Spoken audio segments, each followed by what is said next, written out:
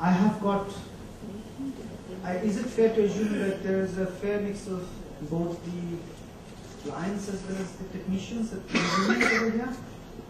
It would be quite fair. So I will be addressing the what and how of technologies for clinical excellence and hospital efficiency. And the two takeaways that I would like you to have is dashboards and requirements management. So without further ado, the agenda is as follows: the reasons and need for clinical excellence and business efficiency, clinical transformation. I'll just spend exactly 1 minute or less on it. If you want more information, you have to ping me outside. Business efficiency and clinical excellence, what I mean by it: role of IT and challenges, tech process, dashboard, and the 8-step development of dashboards, solutions made by my company, Karishma Software Limited, and about us. We'll go very fast.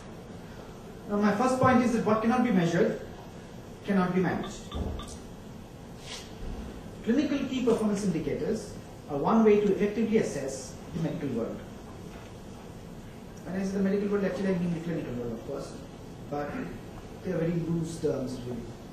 Not only in terms of revenue, but also in terms of clinical standards. The need. Why do we need it? Accreditation bodies have standards of measurements. You know, NABH and all the others, and plenty more are going to come in. I can assure you about that. They will start demanding reports and reports and reports. Believe me, it will be impossible practically to satisfy their demands. Standards are the basis for developments of KPIs by a hospital or a clinic. And KPIs help in aligning services and standards to what is acceptable and what is desired. Clinical transformation. Okay, this is something that is very new. And anybody who is interested to do any implementation, IT, please be aware that this is what is coming your way. This is a new innovation, very fantastic, but it's nothing to do with technology. It's all management, implementation management. What is it? A comprehensive, ongoing approach to care delivery excellence that offers value while measurably improving quality, enhancing services, and reducing costs through the effective alignment of people, process, and technology. I regret to say most of the implementation that actually happens in IT, it's all about technology. That is the first mistake that people start with, and the downhill happens thereafter. Please understand, technology is just an enabler. If you don't know where you want to go, you can never get there. Second point, you're dealing with people. People who are the care providers as well as the care receivers. Patients are irrational people. They are not normal, healthy people. They are ill, that is why they are patients. And everybody is stressed out. The patient is suffering and the family is suffering along with. And they are the ones who are the maximum, they have to go through the maximum hardship because they don't really know what is going on. They need information, they need knowledge, they need some clarification, they need hand-holding. No IT solution will give you that. They can give you some information, yeah, no problem. But nobody is going to tell you, don't worry, everything will be fine. That's only a human touch. So people, the process, the way that you do things, your IT is going to change the way you do things. It will not be the same. When you do business process engineering, there will be processes which you need to start, de novo. There will be certain processes you will have to stop because they are inefficient or redundant. And there will be certain other processes which you will need to change, maybe majorly, maybe minorly. It is those ones that will need a lot of care because you will have to get it built into the implementation, that is the technology. So what are the points of hospital efficiency that I am talking about? What do I mean? So you need information about return on investment, profit and loss, income and expenditure. You need information on patient days, occupancy rates, turnaround time, the number of admissions, the discharges and the transfers that took place. Department-wise and consultant-wise, I&E, income and expenditure, again ADT, cases and procedures. These are all numbers, the green counter guys. Some healthcare management, what are the KPIs I'm talking about? There's the average length of stay, maintained bed occupancy, the total number of people you required per adjusted occupied bed. This would loosely be, I mean, one part of it would be national nursing acuity. The case mix index, monthly surgical cases, outpatient and inpatient, cost per adjusted patient day, outpatient and inpatient, percentage of revenue from charitable sources, revenue and expense per paid physician, margin per department, admitting process performance. The last one is very, very crucial. All the complaint starts from here. It took us ages to get admitted. Nobody was there to see us. When clinical excellence, what are the points? This is just very few. Believe me, not even the tip of the iceberg, it's probably the tip of the tip. Clinical KPIs will be time to needle. When you enter the door of the hospital to the time you put in the IV line, how long does it take? It's one of the very crucial measures for A&E, accidents and emergencies. A triage, how long did it take you for you to do the triage? Nursing quickly, I've already talked about. Response time. When you call a nurse, how quickly does she respond? OT utilization, very important. It costs a hell of a lot to maintain an OT properly. Clinical governance, this is a very interesting one which is coming up. Evidence-based medicine, Srikant has already mentioned on this, but this has been there for a while. Numbers needed to treat, odds ratio, relative risk, just 3 of probably about 20 odd. Outcomes analysis, the adverse reaction rates, cost versus outcome, both for procedures and treatments. I'll just spend a little time, just one slide. What do I mean by data, knowledge and intelligence? How does data become intelligence? See, patient has a blood pressure of 120/80 torr, that is millimeter of mercury. That's your data. It's a one single island of information. And now you know as a knowledge that normal population have been found to have a blood pressure of 20/80. This patient is normotensive. Do you understand what normotensive is? This is normal blood pressure. This is intelligence.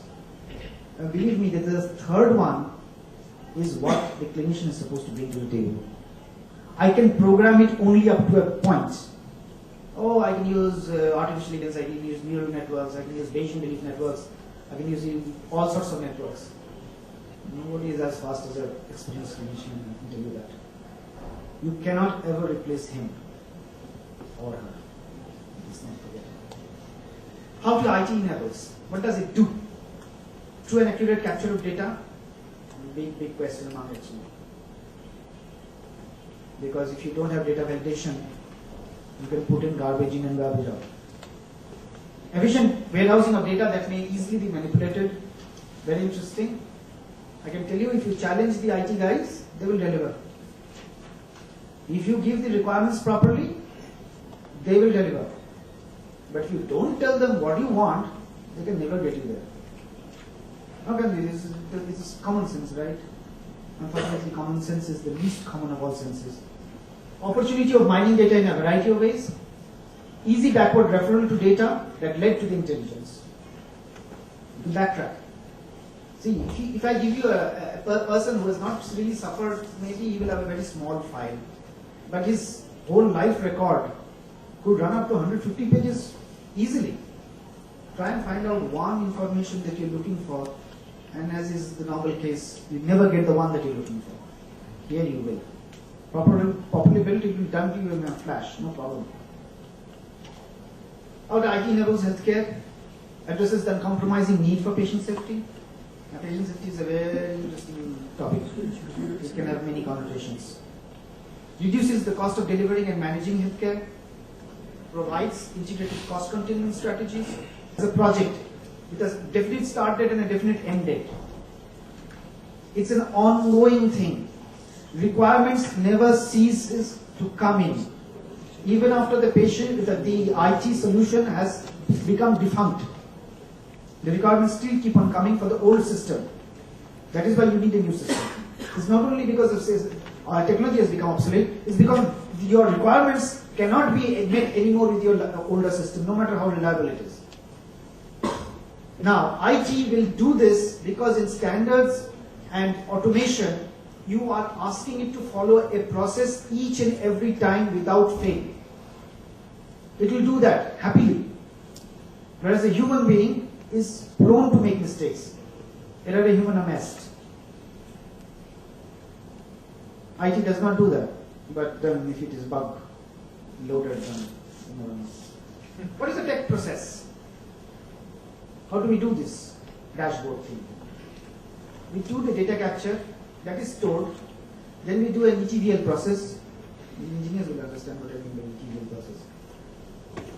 Extract, transform, verify, load. Your data warehouse. From there you do data mining. And from there you get your dashboards and reports. Now, there is a subtle difference between dashboard and report. I'll come to that. What are dashboards? These are dynamic in real time. A report is not dynamic. And they are not in real time. They will give you all past, but they will give you from a particular date to a particular date. It could be even yesterday. But this is one static report. You have to regenerate them. It focuses on information useful for management. Dashboards you will not like to have for a junior doctor or a person like somebody like an admission clerk to be interested in. It's at the top level. It's graphical much more than numerical. It has numerical values, but it's much more graphical. It is supposed to give you a snapshot view, an overall picture. I think from InterSystems they were talking about that the doctors wanted a medical record in one page without scroll, etc., etc. Okay, I have that point in. Okay, ability to drill down, but I come to the last point. EHR is a patient record dashboard, horizontal snapshot from womb to tomb. Now, maybe there would be some people who might have some problems with this particular one, but I have a definition for EHR, which is significantly different from EMR.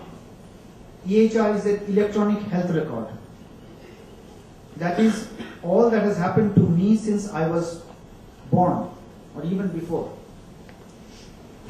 Whereas a medical record is something that gets generated during an encounter. Okay? These two are two different things. There is a reason why I have done it like this. It is because it will make everybody's life easier going down. Whenever anybody will talk about EHR, they will have a clear concept of what we are talking about. And it's a one-page summary. I don't have a picture for it, but it is very much doable. It is already done actually. So what is there's an 8-step approach to developing dashboards. It has been taken from some place. You can always go there and have a look in a comprehensive manner. But what it does is it determines your data needs, design presentation layer, design middle layer, design the physical data warehouse layer. Remember, you're making a dashboard, not an EMR. So you need to know what you want to have displayed over there. Only then you can proceed further. You develop and test, you perform quality assurance, conduct pilot run, and then you go live. What does it look like?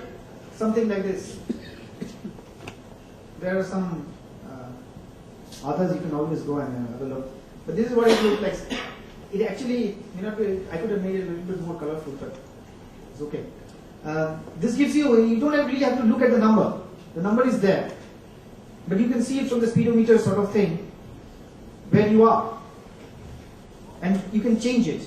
It is in real time. It will keep on updating as per as the preset, whatever that you have. This is a clinical dashboard. That was an efficiency dashboard. This is a clinical dashboard where I've tried to make it in a triad setting. This is how many people came for what sort of triads. But they were classified as green, yellow, or red. Okay, now I talk about my company's products, which is a suite of products that we have. We call it Jiva. We have almost covered everything. We have got a global presence. We have a company highlights. We have 12 countries, 200 healthcare organizations, our clients, many national hospitals in India and Africa. 3,000 beds, 2.2 million patient visits in 1 million. Telereferrals, we have got a very good, very mature telemedicine solution. Hub and spoke model that we use over there. 359 years of significant health. We only work in healthcare. Thank you very much.